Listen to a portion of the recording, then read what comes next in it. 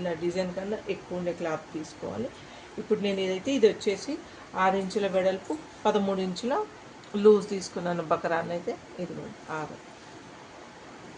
13 ఇంచుల ఇదైతే తీసుకున్నాను. నేను నెక్ కోసం 10.5 ఇంచ్ 10.5 ఇంచుల్లో పెట్టాను. ఇదే 10.5 ఇంచులు. ఇక్కడ ఒక మార్పు చేసుకోవాలి బకరాన్ని. ఇక్కడ 4 ఇంచులు తీసుకున్నాం కదా బోర్డ్ కోసం, అదే 4 ఇంచులు పెట్టుకుంటున్నాను.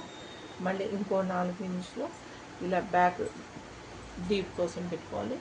3.5 ఇంచుల దగ్గర అయితే మనం మార్క్ చేసుకున్నాం కదా, సేమ్ అదే 3.5 ఇంచుల దగ్గర ఒక మార్క్ చేసుకోవాలి. ఈ మార్క్ని ఇప్పుడు కలుపుతూ లైన్ డ్రా చేసుకోవాలి.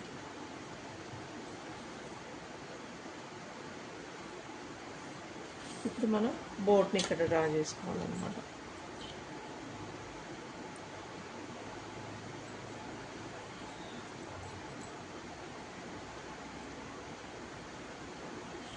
మనకి ఎంత కావాలంటే అట్లా చేసుకోవచ్చు. ఇప్పుడు మనం బ్యాక్ డిజైన్ కోసం 1/2 ఇంచ్ మార్జిన్ పెట్టుకొని మళ్ళీ ఒక డ్రా చేసుకోవాలి. వీళ్ళన్నీ డ్రా చేసుకోవాలి బ్యాక్ డిజైన్ కోసం. ఇదైతే నేను 3.5 ఇంచుల లూజ్ తీసుకున్నాను.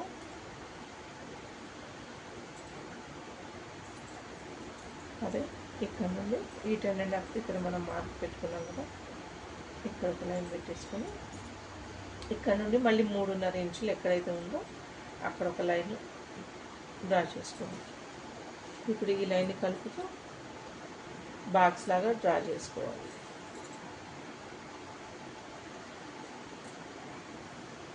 ఓకేనా. ఇప్పుడు మనం దీనికోసం ఇక్కడ నుండి 1/4 ఇంచుల వరకు బ్యాక్ డిజైన్ కోసం ఒక మార్క్ చేసుకోవాలి. ఇప్పుడు ఇక్కడ నుండి ఇక్కడికి ఎన్ని ఇంచులు ఉందో చెక్ చేసుకోవాలి. ఎగ్జాక్ట్లీ 6 ఇంచులు వచ్చింది మనకు. ఈ 6 ఇంచులకి ఒక స్ట్రైట్ లైన్ కొట్టుకోవాలి.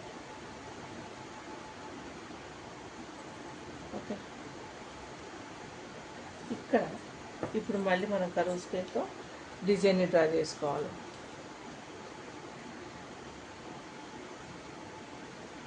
మనకి ఏ డిజైన్ కావాలంటే అలా. ఇప్పుడు ఇక్కడ నుండి ఇక్కడ కట్ వర్క్ కోసం నేను 1/2 ఇంచ్ మార్జిన్ అయితే తీసుకుంటున్నాను. ఎగ్జాక్ట్లీ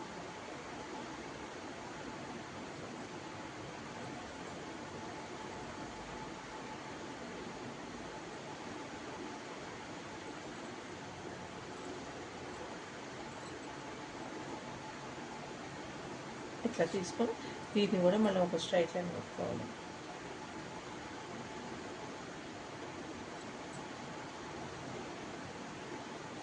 ఇప్పుడు ఇక్కడ మనం కట్ వర్క్ కోసం చేసుకోవాలి. ఇక్కడ ఎంత వచ్చిందో మొత్తం చూసుకోవాలి ఒకసారి. ఇక్కడ 6 ఇంచులు వచ్చింది కదా, నేను ఒక్కొక్కటి 2 ఇంచెస్ తీసుకుంటున్నాను. 3 పెట్టుకుంటున్నాను కట్ వర్క్. ఇలా తీసుకొని ఇప్పుడు దీన్ని కూడా కట్ వర్క్కి మనం ఈ కర్వ్ స్కేల్ ఉంది కదా, దీన్ని ఈ విధంగా టర్న్ చేసుకోవాలి. ఈ విధంగా టర్న్ చేసుకుంటే మన కట్ వర్క్ కూడా నీట్గా వస్తుంది అన్నమాట. ఈ లైన్ 1/2 ఇంచ్ ఇది ఫస్ట్ ఉంది కదా, దానికి కొద్దిగా అంతా యువతలకు పెట్టుకొని లైన్ డ్రా చేసుకోవాలి మనం. ఇలా అయితే నీట్గా వస్తుంది అనమాట. మళ్ళీ ఈ 2 ఇంచెస్ని ఎగ్జాక్ట్లీ మళ్ళీ ఇలా ఒక డ్రా చేసుకోవాలి.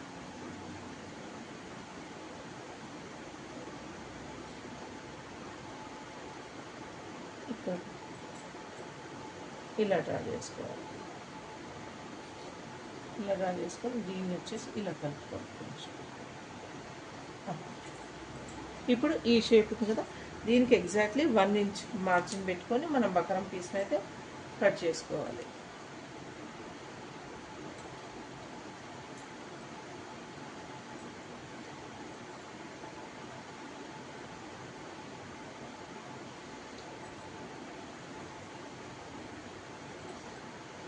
ఇలా అన్ని వైపు 1 ఇంచ్ మార్జిన్ చూసుకొని మార్కింగ్ చేసుకొని ఈ మార్కింగ్ అయితే మనం కట్ చేసుకోవాలి.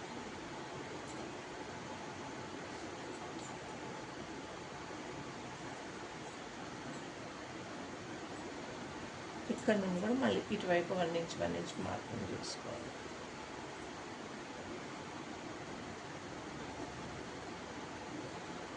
ఇలా చేసుకొని ఈ మార్కింగ్ మొత్తాన్ని కలుపుకుంటూ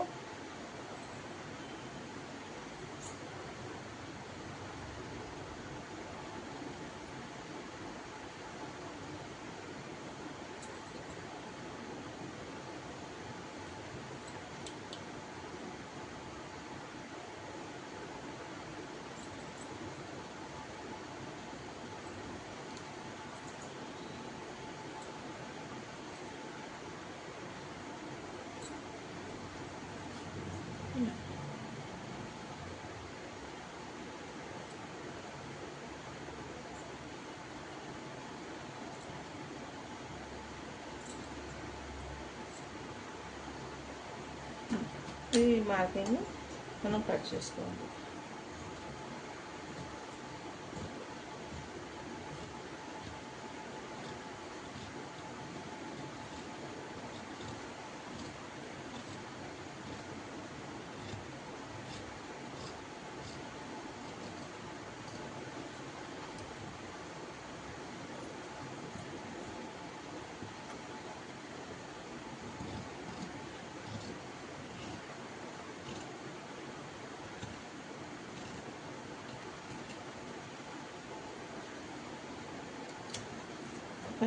ఇప్పుడు ఈ కట్ వర్క్ ఉంది కదా, ఈ కట్ వర్క్ని మనం ఎట్లా అయితే డ్రా చేసుకున్నామో సేమ్ అదే విధంగా కట్ చేసుకోవాలి. ఇది జాగ్రత్త చేసుకోవాలి, షేప్ అవుట్ అవ్వకుండా. మనం ఇంతకుముందు కట్ చేసిన అవుట్లైన్ ఏమో కొంచెం అటు ఇటు అయినా పర్వాలేదు, ఇది మాత్రం ఎగ్జాక్ట్లీ మనం షేప్కే కట్ చేయాలి. ఓకేనా? చిన్నగా స్లోగా అయినా పర్వాలేదు, మనం ఏ విధంగా అయితే డ్రా చేసుకున్నామో అదే విధంగా ఎగ్జాక్ట్లీ కట్ చేసుకోవాలి. కట్లు కట్ చేసేటప్పుడు కొంచెం సిజర్ని తిప్పండి.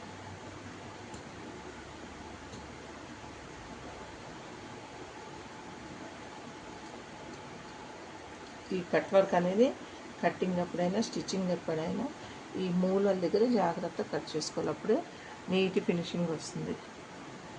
స్లోగా చేసుకోవాలి.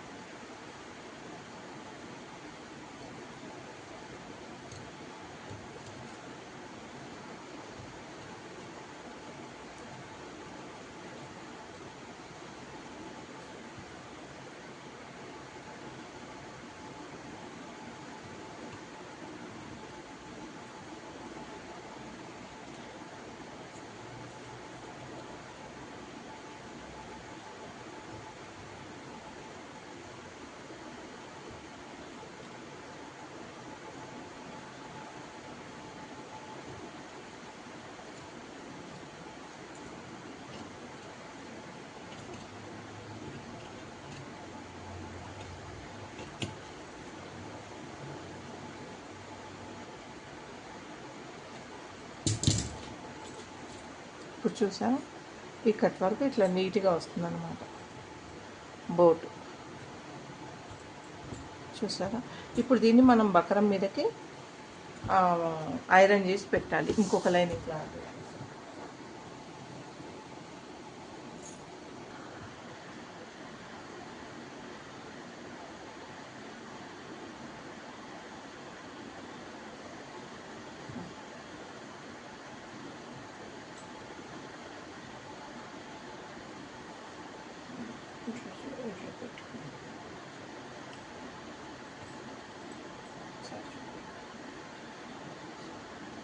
ఇప్పుడు మనం ఇంకొక కాటన్ పీస్ ఇట్లా డబల్ ఫోల్డింగ్లో ఓపెన్ ఇటువైపు ఉండి క్లోజింగ్ మన వైపు ఉండేటట్లు పెట్టుకొని ఇలా మనం ముందుగా కట్ చేసిన బకరం పీస్ని ఇలా యాజ్ తీసి పెట్టుకోవాలి. ఇక్కడ వచ్చేసి ఒక ½ ఇంచ్ ఎక్స్ట్రా తీసుకోవాలన్నమాట. మనం ఐరన్ చేసినప్పుడు ఇది యూజ్ అవుతుంది అన్నమాట. కాటన్ క్లాత్ అనేది కొద్దిగా ఎక్స్ట్రా తీసుకోవాలి.